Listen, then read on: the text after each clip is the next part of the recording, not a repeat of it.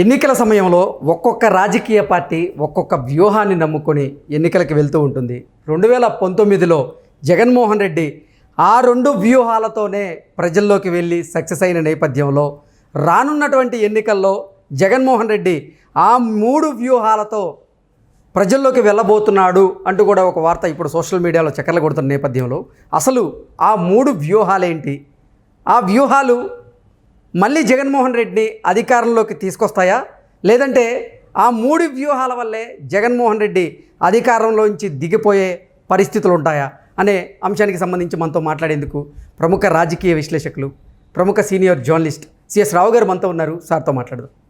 Sir నమస్తే. Sir hello Krishna. Sir, ఒక్కొక్క రాజకీయ పార్టీ ఎన్నికల సమయంలో ఒక్కొక్క వ్యూహంతో ప్రజల్లోకి వెళ్తూ ఉంటుంది. గతంలో 2019లో జగన్మోహన్ రెడ్డి రెండు వ్యూహాలతో ప్రజల్లోకి వెళ్ళి సింపతితో ఆయన విజయం సాధించారని ఒక వార్త వచ్చిన నేపథ్యంలో రానున్నటువంటి ఎన్నికల్లో జగన్మోహన్ రెడ్డి మూడు వ్యూహాలని ఎంచుకున్నాడని, ఆ మూడు వ్యూహాల ద్వారా ప్రజల్లోకి వెళ్ళబోతున్నాడు అంటూ కూడా ఇప్పుడు ఒక వార్త సోషల్ మీడియాలో చక్కర్లు కొడుతుంది. ఆ మూడు వ్యూహాలు ఏంటి సార్? ఆ మూడు వ్యూహాల వల్ల జగన్మోహన్ రెడ్డి అధికారం మళ్ళీ వచ్చే అవకాశం ఉందా, లేదంటే అధికారం నుంచి దిగిపోయే పరిస్థితులు ఉన్నాయా అంటే ఏం చెప్తారు? సో ఒకటి 2019లో ఎలాంటి వ్యూహాన్ని అనుసరించారు అనేది మనం కనుక అబ్జర్వ్ చేసి దాన్ని కనుక విశ్లేషించుకుంటే 2024లో ఇప్పుడు పడుతున్నటువంటి అడుగులు, రాజకీయ పరంగా వేస్తున్నటువంటి ఎత్తుగడలు, వీటిని బేస్ చేసుకొని 2024లో ఎలాంటి ఎత్తుగడలతోటి జగన్మోహన్ రెడ్డి ఎన్నికల్లోకి వెళ్ళబోతున్నారు అనే దాని మీద ఒక కంక్లూజన్కి రావచ్చు. అసలు 2019లో ఏం జరిగింది? 2019లో ఆయన పాదయాత్రకి వెళ్ళారు. పాదయాత్ర వెళ్ళి అందరినీ తోటి కలిసి మమేకం అయ్యి వాళ్ళ సమస్యలన్నీ ఎవరు ఏమడిగితే అవన్నీ తీరుస్తానని చెప్పారు. ఆ రోజున కొత్తగా ఆయన లీడర్ కాబట్టి ఆ రోజున మార్పు కోరుకున్నారు. ఆ మార్పు కోరుకుంటున్నారని ప్రజలు నుంచి వచ్చినటువంటి భావాన్ని క్యాచ్ చేసుకునేటువంటి ప్రయత్నం చేసి ఒక్క ఛాన్స్ అంటూ ఆయన ఒక నినాదాన్ని చేశారు. దానికి ప్రశాంత్ కిషోర్ అనే టీం బాగా పనిచేసింది.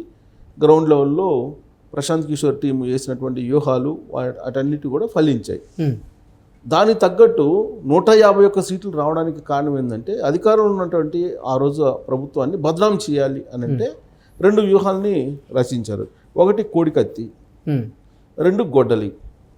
ఈ రెండు వ్యూహాలు సింపతిని బాగా క్రియేట్ చేశాయి. దాంతో 151 స్థానాల్లో గెలవడం జరిగింది. 50% అబోవ్ వచ్చినటువంటి పార్టీలు దాదాపుగా ఏవి ఉండవు. అప్పుడు ఎన్టీ రామారావుకి సాధ్యమైంది, తర్వాత జగన్మోహన్ రెడ్డికి సాధ్యమైంది. దానికి కారణం ఏంటంటే ప్రశాంత్ కిషోర్, జగన్మోహన్ రెడ్డి కలిసి వేసినటువంటి వ్యూహాలు.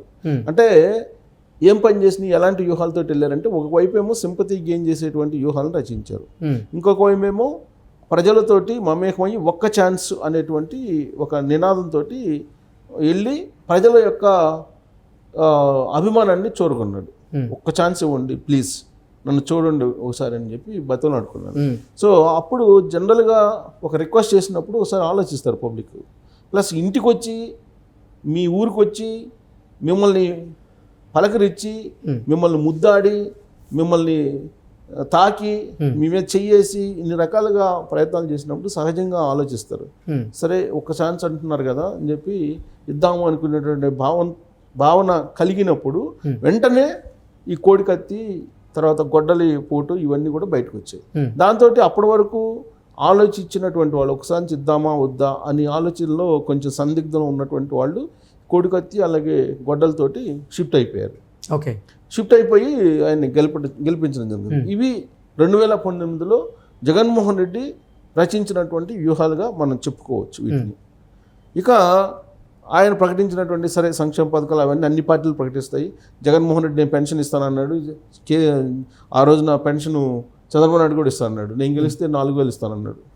ఇప్పుడు అంటున్నాడు. అప్పుడు ఆయన 3,000 ఇస్తానన్నాడు.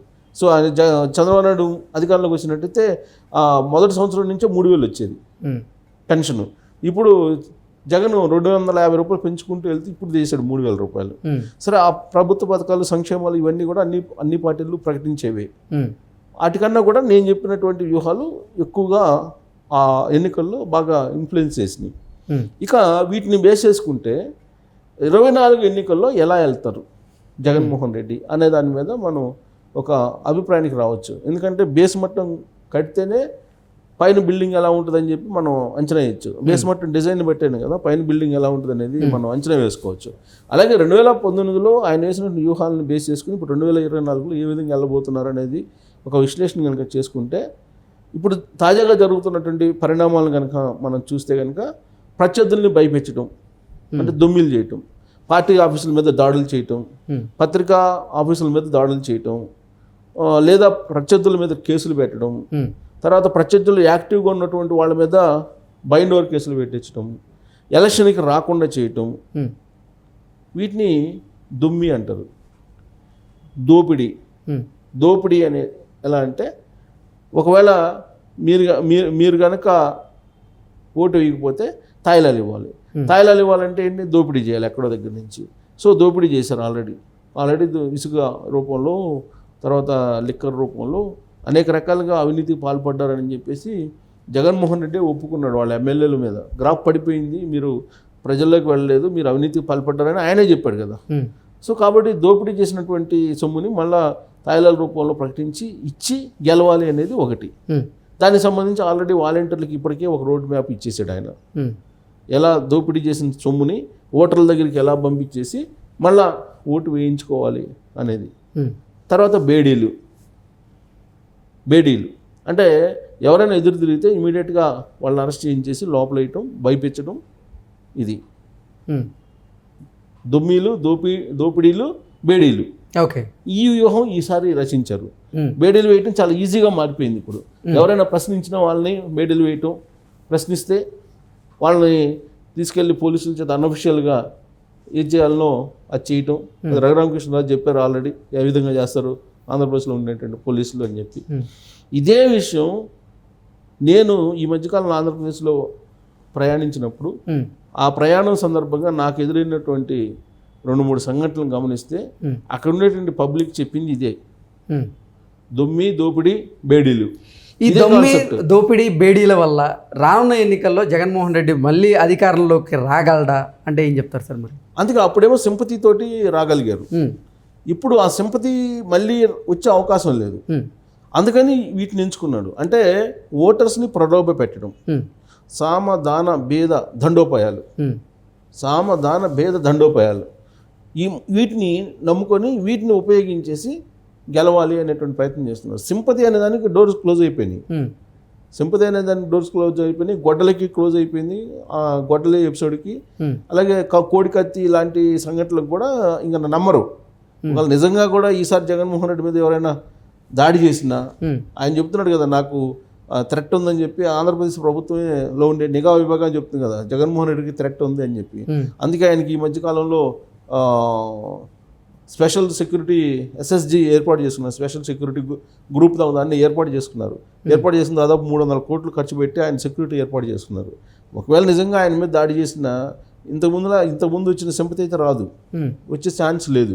అందుకని ఆయన మొత్తం ఆ రోజున్న వ్యూహానికి ఈ రోజు ఉన్నటువంటి వ్యూహానికి వేరియేషన్స్ ఉండాలి అని చెప్పి ఆలోచించారు. జనరల్గా ప్రతి ఎన్నికల్లో ఒకే వ్యూహంతో వెళ్తే కనుక పబ్లిక్ అట్రాక్ట్ కారు.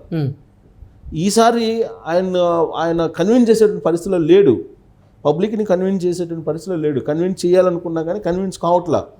సో అందుకని కన్ఫ్యూజ్ చేయాలి. 2 మార్గాలు పాలిటిక్స్లో, కన్ఫ్యూజ్ ఆర్ కన్విన్స్ అయిపోయింది. కన్ఫ్యూజ్ చేయటమే, పబ్లిక్ని కన్విన్స్ చేయటం.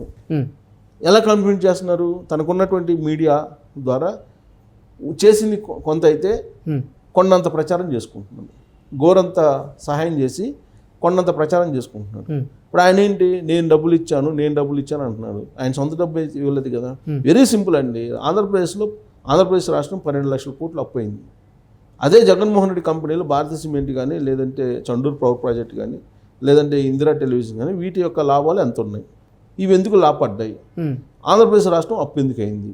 వెరీ సింపుల్ కదా, దాన్ని క్యాల్కులేట్ చేసుకోవచ్చు ఎవరైనా. అది ఓపెన్ సీక్రెట్ కదా, నగ్న సత్యం కదా, కళ్ళెదురు కనిపిస్తున్నటువంటి సత్యం కదా అది. సో కాబట్టి ఈసారి వ్యూహం ఏంటి, తనకున్నటువంటి మీడియా ద్వారా మార్కెటింగ్ చేసుకొని హైప్ క్రియేట్ చేసుకోవటం, ప్రచారం ఎక్కువ చేసుకోవడం. సిద్ధం సభలు ఉన్నాయి, కొన్ని కోట్ల రూపాయలు ఖర్చు పెట్టి జనాన్ని తరలిస్తూ ఉన్నారు, ఆర్టీసీ బస్సులో వినియోగించుకుంటున్నారు. పబ్లిసిటీ గతంలో ఏ సీఎం చేయనంత పబ్లిసిటీ చేసుకుంటున్నాడు జగన్మోహన్ రెడ్డి. దాన్నే పబ్లిసిటీ పతాక స్థాయికి జరిగింది. సో అది ప్రచారాన్ని అంటే చేసింది గోరంత అయితే దాన్ని ఒక పెద్దగా గోబెల్స్ ప్రచారం చేసుకోవడానికి ఆయన సిద్ధమయ్యాడు అనేది చాలా క్లియర్గా అర్థమవుతుంది. ఓకే. దానికి కూడా పడకపోతే అప్పుడు ఏం చేస్తున్నారు, బెదిరిస్తున్నారు, మీకు పథకాలు రావు ఓటేయకపోతే అనేది వాలంటీర్ల ద్వారా భయపించేటువంటి ప్రయత్నం చేస్తూ ఉన్నారు.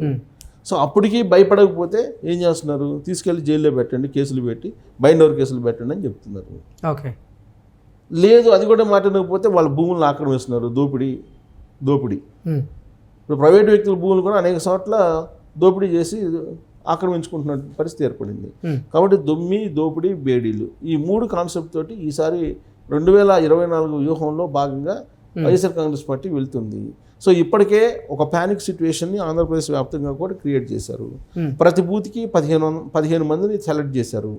మెరికల్ లాంటి కుర్రోళ్ళని తయారు చేసి ఎన్నికల రోజున ఏమాత్రం ప్రత్యర్థులు కొంచెం అలర్ట్గా లేకపోయినా దొంగ ఓట్లు వేయించుకోవడానికి, లేదా ఓట్లు పడవనుకున్నప్పుడు అక్కడ న్యూసెన్స్ క్రియేట్ చేయడానికి, ఇలాంటివన్నీ కూడా తయారు చేసి పెట్టుకొని ప్రతి బూత్కి ఒక 15 మంది మెరికల్ లాంటి కుర్రోళ్ళని ట్రైనింగ్ ఇచ్చి పెడుతూ ఉన్నారు.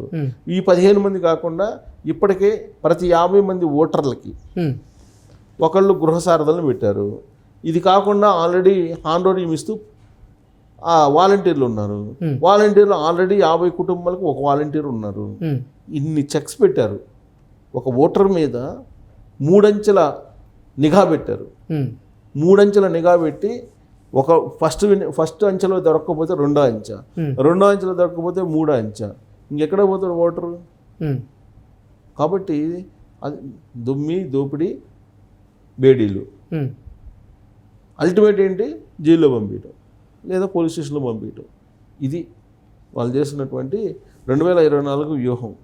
ఈ వ్యూహం సక్సెస్ అవుతుందా అని అంటే, ఇన్ కేస్ ఇది కన్నా సక్సెస్ అయితే ఇక జగన్మోహన్ రెడ్డి వద్దనుకునేంత వరకు ఆయనే సీఎం.